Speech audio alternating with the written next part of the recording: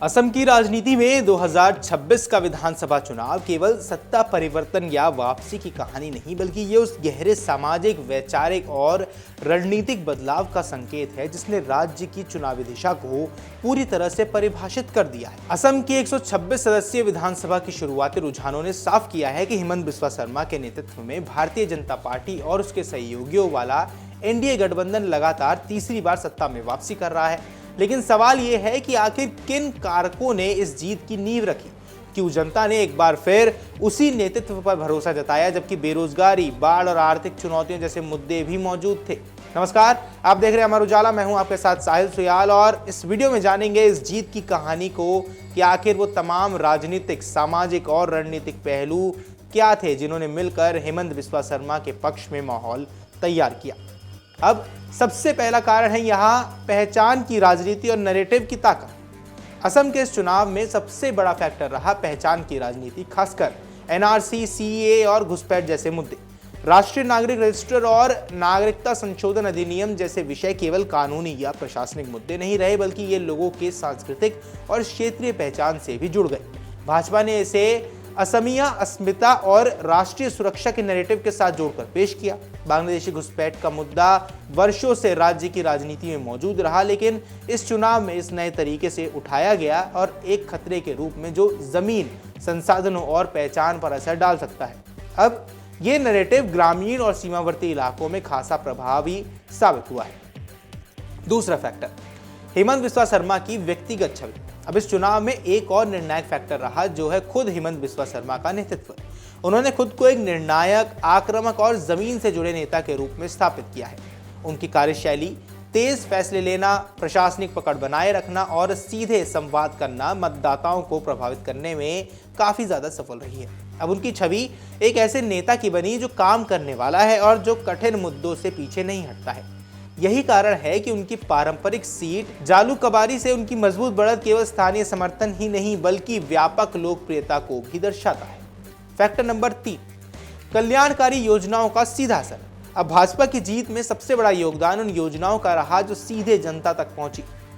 औरंदोई योजना जैसे पहल, जिसके तहत गरीब परिवारों को आर्थिक सहायता दी गई, इसने खासकर महिलाओं के बीच पार्टी की पकड़ मजबूत की। महिलाओं को एकमुश्त आर्थिक मदद, नियमित वित्तीय सहायता और सामाजिक सुरक्षा के वादे ने एक मजबूत वोट बैंक तैयार कर दिया। अब ये लाभार्थी वर्ग भाजपा के लिए निर्णायक साबित हुआ जिसने बड़े पैमाने पर पार्टी के पक्ष में मतदान किया।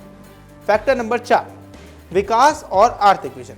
अब चुनाव केवल भावनात्मक मुद्दों पर नहीं जीते जाते, आर्थिक भरोसे भी उतने ही जरूरी होते हैं। अब भाजपा ने असम के आर्थिक विकास का एक स्पष्ट रोड मैप पेश किया।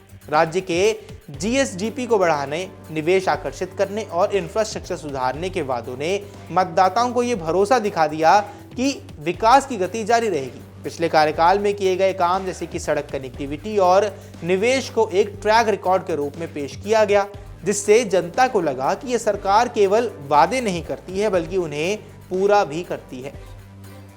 फैक्टर नंबर 5, परिसीमन यानी डिलिमिटेशन का प्रभाव। अब 2023 में लागू हुआ नए परिसीमन ने चुनावी गणित को पूरी तरह बदल दिया। कई सीटों की सीमाएं बदली, जिससे जातीय और क्षेत्रीय समीकरणों में बदलाव आया। इस बदलाव का सबसे ज्यादा फायदा सत्ताधारी गठबंधन को मिला क्योंकि नए परिसीमन ने कई ऐसे क्षेत्रों में भाजपा की स्थिति को मजबूत कर दिया जहां पहले मुकाबला कड़ा हुआ करता था। अब ये एक साइलेंट फैक्टर था जिसने नतीजों का निर्णायक रूप से प्रभावित करना शुरू किया। छठा फैक्टर, विपक्षी कमजोर और बिखरा। दरअसल जहां एक तरफ भाजपा संगठित और स्पष्ट रणनीति के साथ मैदान में उतरी, वहीं विपक्ष बिखरा हुआ नजर आया। कांग्रेस और उसके सहयोगी दल एक मजबूत और एकजुट विकल्प पेश करने में नाकाम रहे। इसके अलावा एआईयूडीएफ के अकेले चुनाव लड़ने से विपक्षी वोटों का विभाजन हो गया। इसका सीधा फायदा हुआ बीजेपी को, खासकर उन सीटों पर जहां मुकाबला त्रिकोणीय हो गया।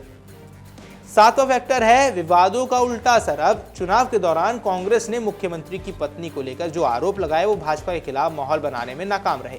हिमंत बिस्वा शर्मा ने इसे विदेशी साजिश और फर्जी दस्तावेजों का मामला बताते हुए आक्रामक जवाब भी दे दिया। अब इस मुद्दे ने उल्टा सहानुभूति पैदा कर दी और भाजपा को फायदा पहुंचा दिया। जनता ने इसे नकारात्मक राजनीति के रूप में देखा जिससे कांग्रेस को ही नुकसान हुआ। आठवां फैक्टर है गठबंधन की मजबूती। अब भाजपा ने इस चुनाव में अकेले नहीं बल्कि मजबूत गठबंधन के साथ मैदान में उतरे और अपनी स्थिति को वहां मजबूत की। असम गण परिषद और बोडोलैंड पीपुल्स फ्रंट के साथ मिलकर बनाया गया एनडीए गठबंधन क्षेत्रीय संतुलन बनाने में सफल था। इस गठबंधन ने विभिन्न समुदायों और क्षेत्रों को एक साथ जोड़ने का काम किया, जिससे भाजपा को व्यापक समर्थन भी मिला। नवा फैक्टर है हिंदुत्व और क्षेत्रीय संतुलन का मिक्सचर। अब इस चुनाव में भाजपा ने केवल हिंदुत्व की राजनीति नहीं की, बल्कि उसे क्षेत्रीय पहचान के साथ भी संतुलित कर दिया। जमीन जिहाद जैसे मुद्दों को उठाते हुए पार्टी ने अतिक्रमण और अवैध कब्जों के खिलाफ सख्त कार्रवाई का संदेश दिया।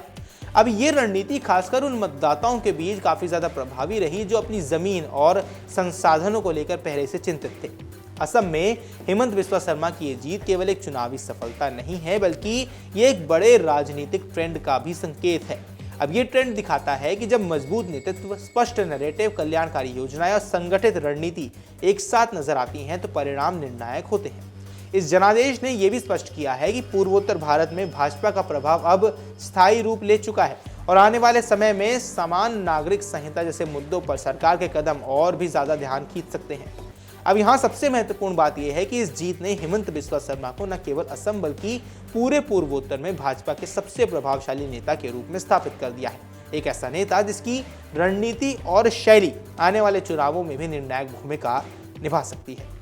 अगर आप ये वीडियो YouTube पर देख रहे हैं तो हमारे चैनल को सब्सक्राइब कर बेल आइकन दबाएं और Facebook पर देख रहे हैं तो हमारे पेज को लाइक करें।